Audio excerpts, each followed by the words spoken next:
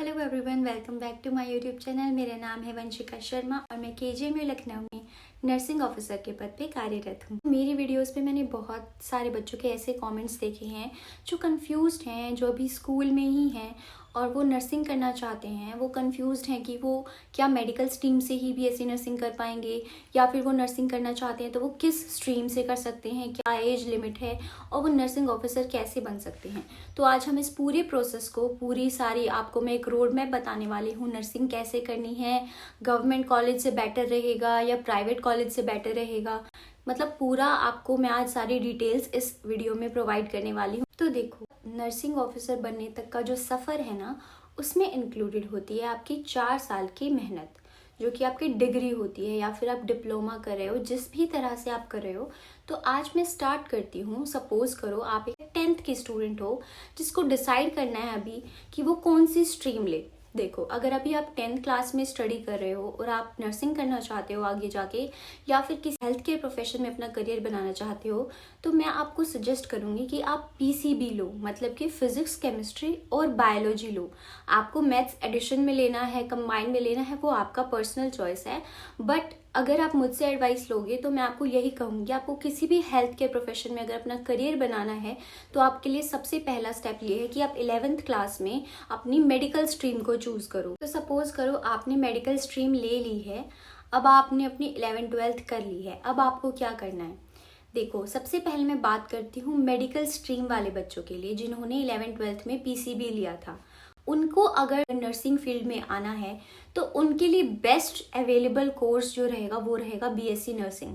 BSc nursing एक 4 साल का डिग्री कोर्स होता है। इसमें आपका 6 मंथ्स का जो इंटर्नशिप है वो इन 4 सालों में ही इंक्लूडेड रहता है। कई कई कॉलेजेस जो रहते हैं वो क्या करते हैं, 6 मंथ्स की आपकी अलग से इंटर्नशिप कराते हैं क्योंकि उनके पास जो क्लिनिकल एरियाज हैं वो सफिशिएंट नहीं हो रहे या जो भी है। बट वो 4 ईयर्स में ही इंक्लूड भी कर देते हैं कुछ कॉलेजेस जो अच्छे से आपको पूरे टाइम में उन्होंने क्लिनिकल प्रैक्टिस कराई है।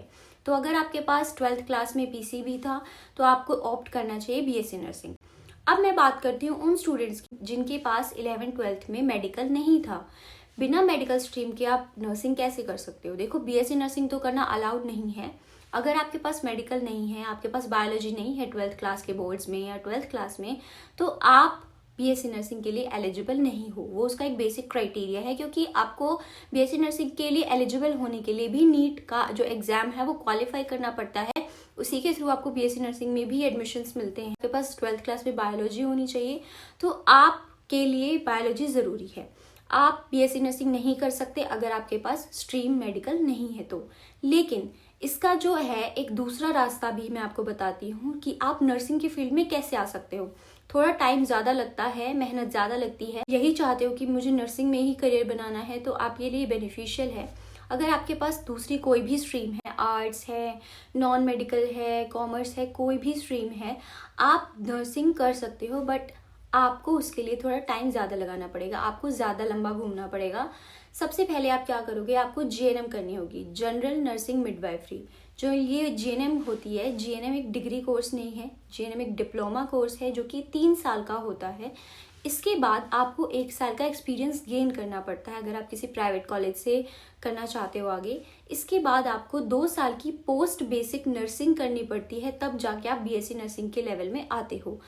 अदरवाइज आप जीएनएम करके, आप कुछ एक्सपीरियंस गेन करके भी आप प्रैक्टिस कर सकते हो, एज अ स्टाफ नर्स आप लग सकते हो। तो जितने भी गवर्नमेंट एग्जाम्स होते हैं वो जीएनएम जिन बच्चों ने की होती है उनसे एक्सपीरियंस मांगते हैं, 2 साल का, 3 साल का। तो इतने टाइम में जब आप एक्सपीरियंस गेन करो, इतने टाइम में आप पढ़ाई भी कर सकते हो आगे। फिर उस पढ़ाई के बाद यानी कि पोस्ट बेसिक बीएससी नर्सिंग करने के बाद आपको किसी भी एक्सपीरियंस की नीड नहीं होती है for qualifying the eligibility criteria of a nursing officers exam. ठीक है, ये मेन बात है। अगर जीएनएम कर रहे हो तो उसके बाद आपको पोस्ट बेसिक बीएससी का कोर्स करना पड़ेगा, तब जाके आपकी डिग्री कंप्लीट होगी। अदरवाइज जीएनएम एक डिप्लोमा है, डिग्री नहीं है। तो उसमें आपको 5 या 6 साल लग जाएंगे, जबकि बीएससी नर्सिंग में आपको 4 साल लगते हैं। तो जिनके पास मेडिकल है वो बीएससी नर्सिंग की तरफ जाओ, जिनके पास मेडिकल स्ट्रीम नहीं है और वो फिर भी नर्सिंग करना चाहते हैं तो वो जीएनएम करो, उसके बाद आप पोस्ट बेसिक कर सकते हो। वो आपका पर्सनल चॉइस है, आपको करना है या नहीं करना है, बट वो आपकी पर्सनल चॉइस है।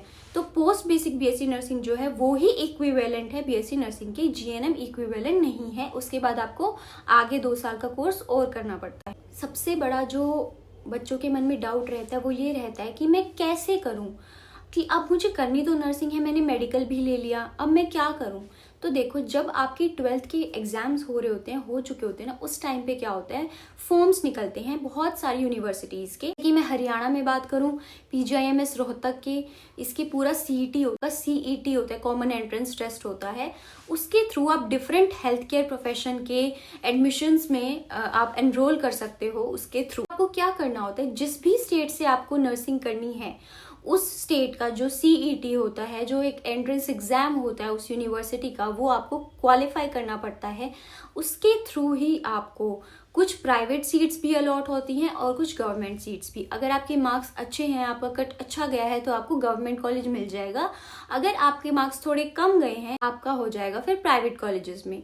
अब क्या होता है, बीएससी नर्सिंग के लिए नीट भी मैंडेटरी कर दिया है, तो नीट भी आपको क्वालिफाई करना पड़ता है। उसकी डिटेल वीडियो मैं अलग बना दूंगी कि क्या है कैसे। अगर बहुत सारे कॉलेजेस आपको ये कह रहे हैं कि हम एंट्रेंस एग्जाम के बिना आपको एडमिशन दिला देंगे, जो भी है, तो देखो कहीं ना कहीं वो कुछ गलत कर रहे हैं। हो सकता है आगे जाके आपकी, हो सकता है कंप्लीट भी हो जाए, बहुत सारे देखे हैं मैंने, बट बहुत परेशानी उठानी पड़ेगी आपको।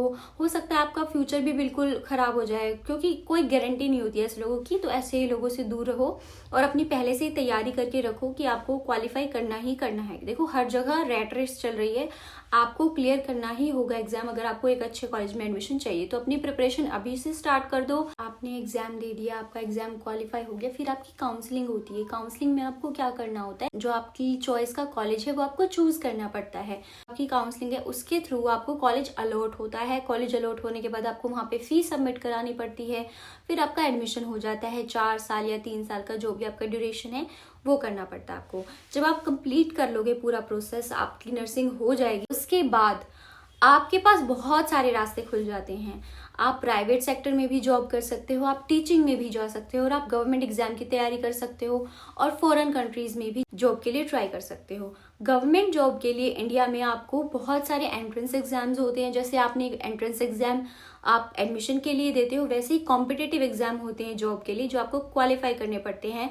इंडिया में सबसे ज्यादा जो जाना जाने वाला जो एग्जाम है वो है नॉर्सेट, जो कि एम्स कंडक्ट कराता है ऑल ओवर इंडिया में। वैसे ही बहुत सारे और भी एग्जाम्स होते हैं जो स्टेट के होते हैं, सेंटर के होते हैं। डीएसएस भी हो गया, केजेएमयू हो गया, यूपीयूएमएस हो गया, आरएमएल हो गया, बहुत सारे होते हैं। बहुत हर जगह पे नर्सेस की जरूरत होती है, तो आपको वो क्वालिफाई करने पड़ते हैं, उनके लिए कॉम्पीट करना पड़ता है, रैंक लानी पड़ती है, तब जाके आप एक नर्सिंग ऑफिसर की पोस्ट पे लग पाते हो, एक गवर्नमेंट जॉब आप ग्रैब कर पाते हो। तो ये पूरा प्रोसेस था कि आप नर्सिंग कैसे कर सकते हो, कैसे नहीं कर सकते हो, और उसके बाद नर्सिंग ऑफिसर आपको कैसे बनना है। अभी जो सबसे ज्यादा पूछा जाने वाला क्वेश्चन है वो मुझसे ये पूछते हैं बच्चे कि हम गवर्नमेंट कॉलेज से करें या हम प्राइवेट कॉलेज से करें। देखो इस चीज में कोई डाउट नहीं है कि हमेशा गवर्नमेंट कॉलेज से करना बहुत बेटर होता है। क्यों बेटर होता है? सबसे पहले वो बहुत कॉस्ट इफेक्टिव होता है, वहाँ पे पैसा बहुत कम लगता है। आपका 20-30 हज़ार में आपकी सेमेस्टर की फीस होती है, बहुत सस्ती फीस होती है। अगर आपके मतलब आपकी फाइनेंशियल कंडीशन अगर अच्छी नहीं भी है तो भी आप कोर्स आराम से पूरा कर सकते हो। बहुत सस्ती फीस होती है, हॉस्टल का खर्चा ज़्यादा नहीं होता, और दूसरी बात एक्सपोजर बहुत अच्छा मिलता है as compare to private colleges. देखो कुछ हमारी इंडिया में एक बहुत सैड रियलिटी यही है कि प्राइवेट कॉलेजेस के पास ज़्यादा रिसोर्सेज नहीं हैं, वो अपने आप में क्या नहीं कर पाते, किसी हॉस्पिटल से टाई अप ही नहीं करते, तो आपका क्लिनिकल एरिया में एक्सपोजर बहुत कम होता है, कहीं कहीं अच्छा होता है। बट गवर्नमेंट कॉलेज में आपको हमेशा एक्सपोजर अच्छा मिलेगा, ऐसे ऐसे केस देखने को मिलेंगे जो आपने कभी सोचे भी नहीं हो, तो काफ़ी आपको फायदा मिलता है।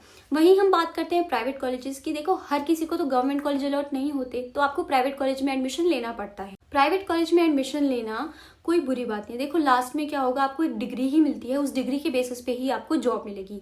वो सेम डिग्री ही आपको वो यूनिवर्सिटी देगी जो गवर्नमेंट कॉलेज है वो देगा, और वही सेम आपको एक डिग्री देने वाली है आपकी प्राइवेट कॉलेज। तो कोई ज़्यादा बड़ा डिफरेंस क्रिएट होता नहीं है, बस उसमें क्या होता है, उस हाई फीस होती है जो कि बहुत बर्डन लग सकती है किसी भी पेरेंट को, क्योंकि 1 लाख से 2.5 लाख के बीच में कहीं भी हो सकती है आपकी फीस। वो डिपेंड करता है आपके कॉलेज पे, वो कौन सी फैसिलिटी आपको प्रोवाइड कर रहे हैं, हॉस्टल ले रहे हो नहीं ले रहे हो, बहुत सारी चीज़।